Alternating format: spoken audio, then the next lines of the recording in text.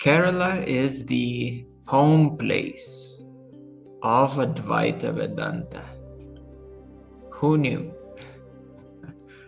that Kerala is a very, very important place because it is the birthplace and one of the most important places, the birthplace of Adi Shankara. That's where he was born and raised, where he studied Vedic scriptures. And then he traveled across India, systemizing, bringing together Advaita Vedanta.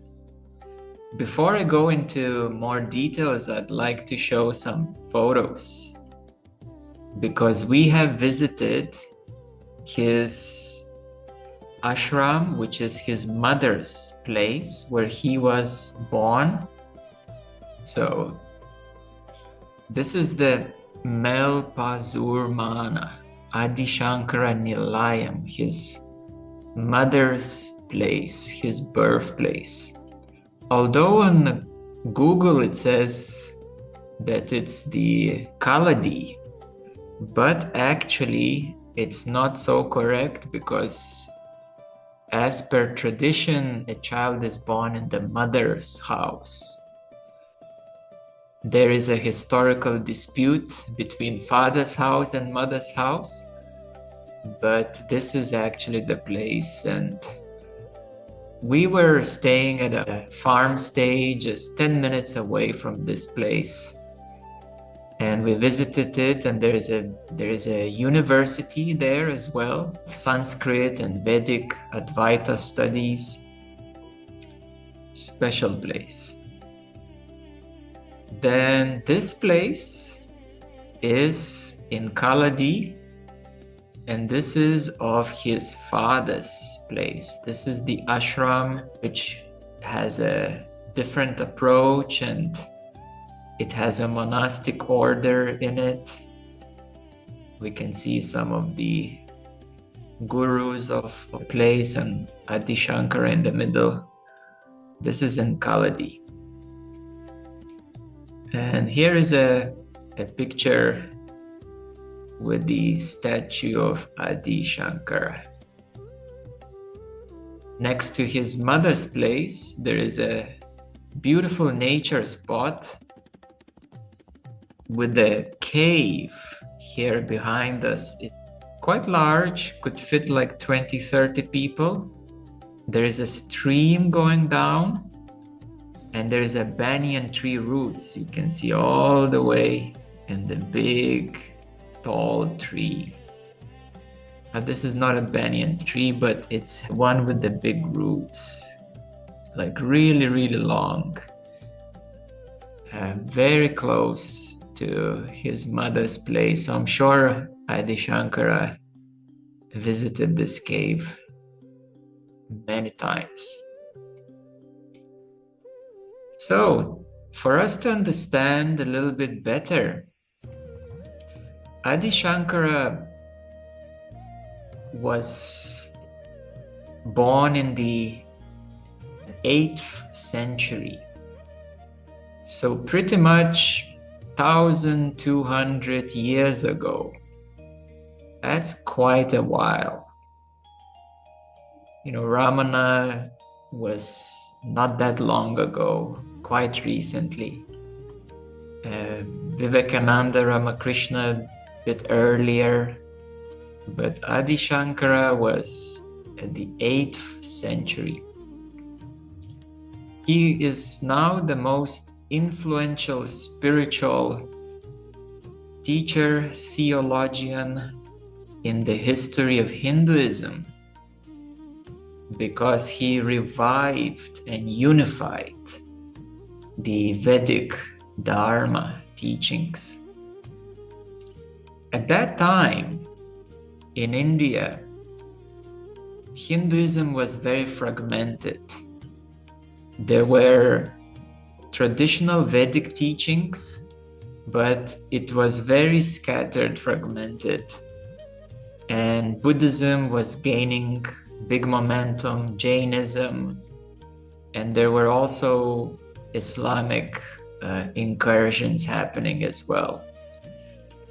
So Adi Shankara systemized the Advaita teachings as we know them, especially focused on Vedas and Upanishads. Vedas mean old teachings, and Upanishads are newer teachings, commentaries, interpretations at a higher level, at a more non-dual level.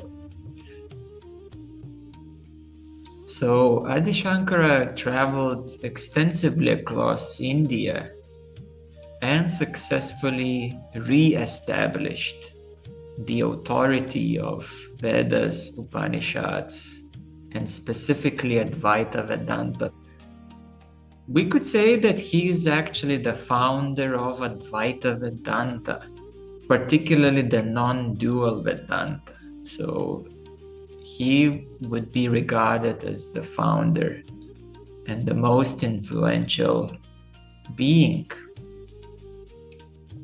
Some of his greatest works are commentaries, first of all, on foundational texts such as Brahma Sutras, principal Upanishads, and Bhagavad Gita.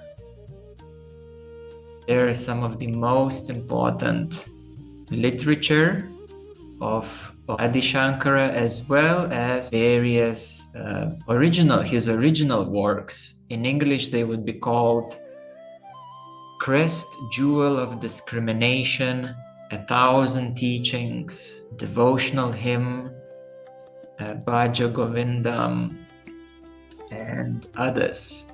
So these would be his original works, authentic works. Another important aspect is that he established monastic institutions that continue to function all the way till today, 1,200 years later. The monastic institution is the one that we visited, is in his father's place. And we still saw many monks dressed up in a very particular robe, like black robes, covering half body, and we were curious. So we found out that they're of Adi Shankara monastic order. So it is a lasting historical spiritual impact of Adi Shankara, the founder of Advaita Vedanta, because every subsequent teacher, whether it would be Ramanuja, Madhva, or Chaitanya, Ramakrishna, Vivekananda, and more recently Ramana, and Papaji, Nisargadatta Maharaj, the foundations of all of their teachings are primarily via Adi Shankara's lineage, we could say, either building upon it or reacting through it. There are modern Hindu movements such as Ramakrishna Mission. Their ashram was right next to Adi Shankara ashram. We visited it. There is other Chinmaya Mission and others. It all leads back to Adi Shankara. The very idea that Hinduism is a religion with many deities, it actually goes back to Shankara's framework, because he systemized this idea and gods and goddesses. So we could say that in the Vedic literature, we need to be grateful to Vyasa, or Bhagavad Gita, we need to be grateful to Krishna. So Adi Shankara, we need to be grateful for systemizing Vedas, Upanishads, thus birthing Advaita Vedanta, defending these teachings, well, in this regards from Islam, Buddhism, Jainism, because they were about to take over the Hindu Vedic teachings and reforming them into a systemized approach that became relevant again to people of Hindu tradition. We could compare the importance of Shankara in the West to Plato or Aristotle in the Western tradition, who played a very important key role. So this is the historical importance. And there are many ashrams throughout India in honor of Adi Shankara, even in the Himalayas. So, what are the core teachings of Adi Shankara? Well, this is the very grassroots of Advaita Vedanta. There is only one ultimate reality. He called it Brahman, the infinite consciousness. Before I proceed further, I would like to put into consideration in terms of divine cosmology, where does Adi Shankara stand at? We could say that within the divine cosmology, we know there is Brahmanda, which is our universe, and Brahma Jyoti, the light of the universe, the non-dual source, the non-dual self, the awareness, and so on. But yet deeper than that is the Par-Brahmanda, and very few gurus reach that stage. So the lineage of Adi Shankara and Upanishads is rooted at the top of Par-Brahmanda. That's the wellspring of the power and the source of it. If we look at the Divine Marga library, the advancement of the spiritual teachers, we will see that Adi Shankara is a very advanced soul.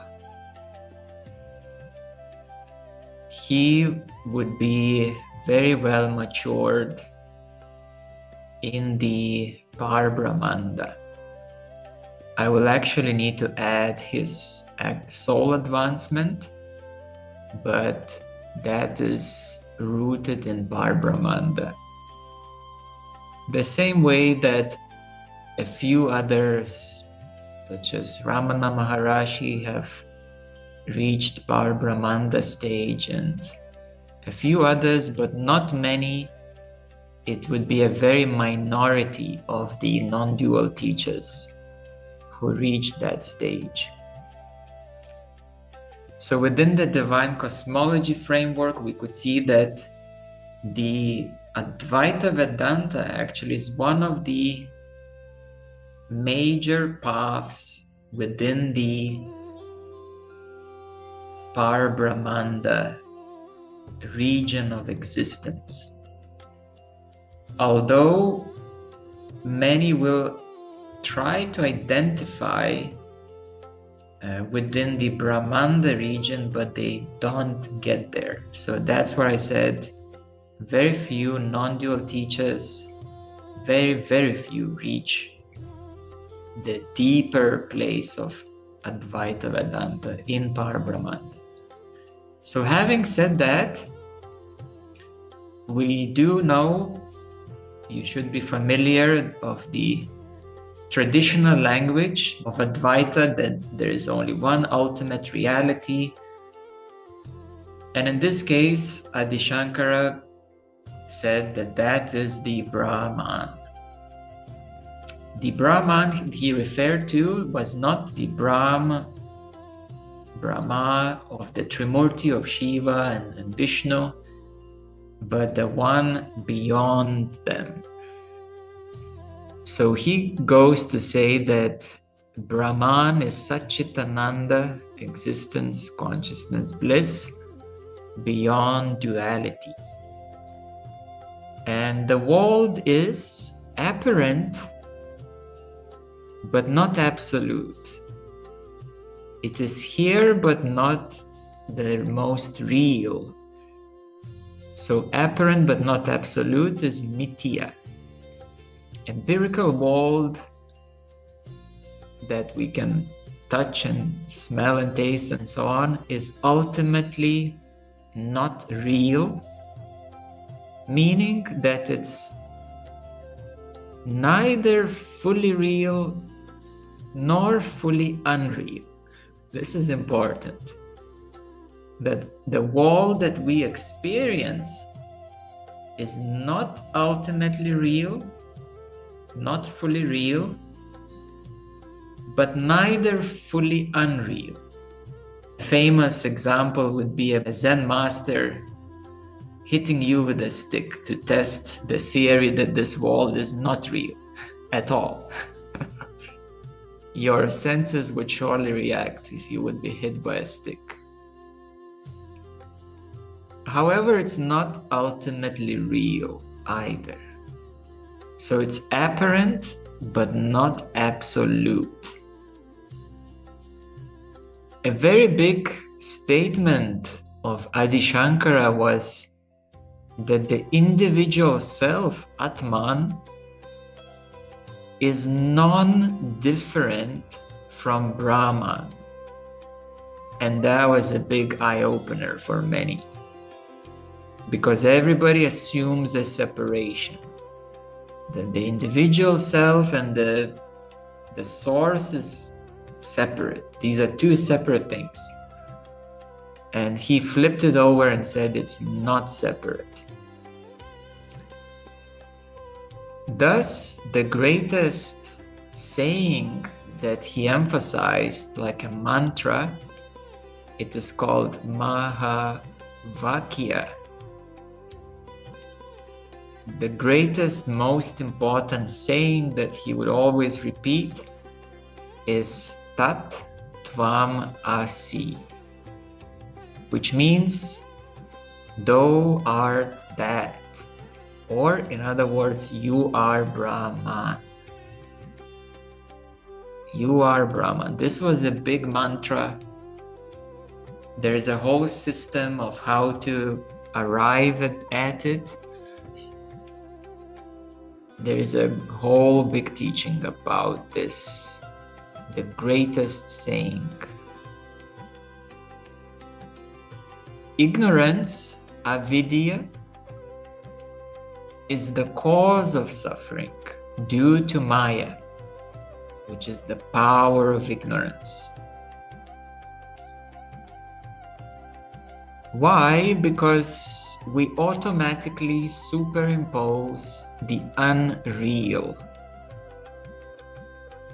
which is body, mind, world, onto the real, which is Atman, Brahman. And this ignorance makes us identify with the body, mind, and thus to suffer. This is the definition of the problem. Now, Adi Shankara used the term moksha, liberation. So he said that moksha is possible through jnana, knowledge. Liberation is not achieved by rituals alone, devotion alone, or action, karma alone. So Vedic rituals were very, very popular those days. Still today they are. But in those days, people believed that only by Vedic rituals you can gain liberation. There is a story of how he actually went to meet with one of the biggest Vedic teachers that had a very influential large school, and he challenged his family for 1 or 2 weeks of debates of which is the higher path.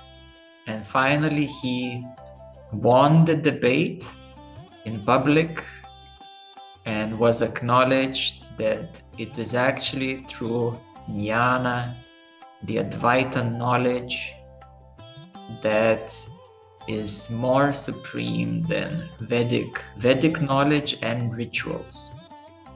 Devotion, bhakti, or karma yoga action is not enough, but a direct realization of one's identity with Brahman is the jnana.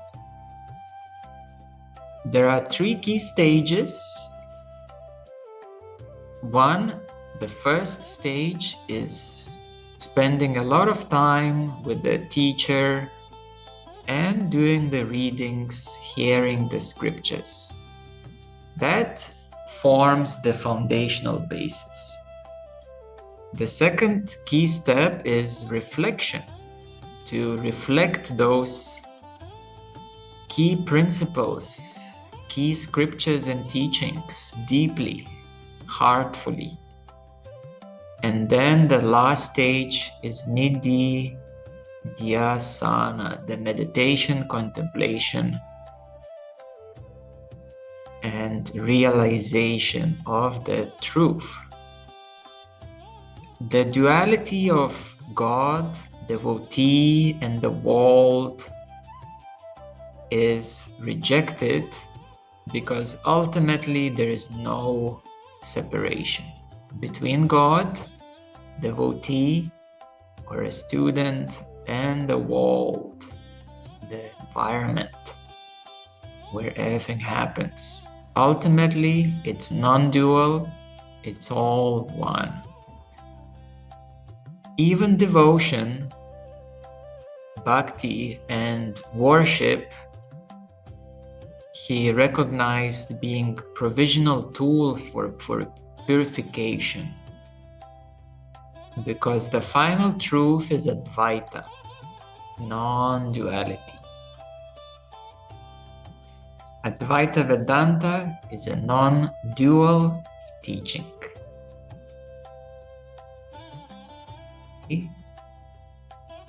In summary, we may now come to know that if it wasn't for Adi Shankara,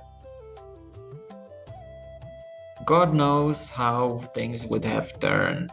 For Hinduism, maybe the Advaita teachings would have been long forgotten and we would be in a highly ritualistic world in terms of Hinduism. So he was the one who played a very key role, and actually he died very young. Surprisingly, well, people didn't live so long in those days, 1,200 years ago, but he died very young, actually at the age of 32. Very, very young, and from the very young age, he already had a strong knowing. And when he met one of the gurus, they said that he will pass away young. So he had a strong urgency perhaps that created a really strong urgency for him to be absolutely convinced that he has to do it and to do it now. There's nothing, no moment to waste. Living like there's no tomorrow. So he really speeded along everything. And he said, I'm not gonna have wife and children and household. I don't have time for that. Well, if he had 70 years, maybe he would have time for it. But he knew that he will pass away young. His time will be up soon. So he went right for it. No time to waste. So he renounced from the world. And there is a beautiful story how he became a sannyasin, a renunciate, and how immediately he stepped onto his mission.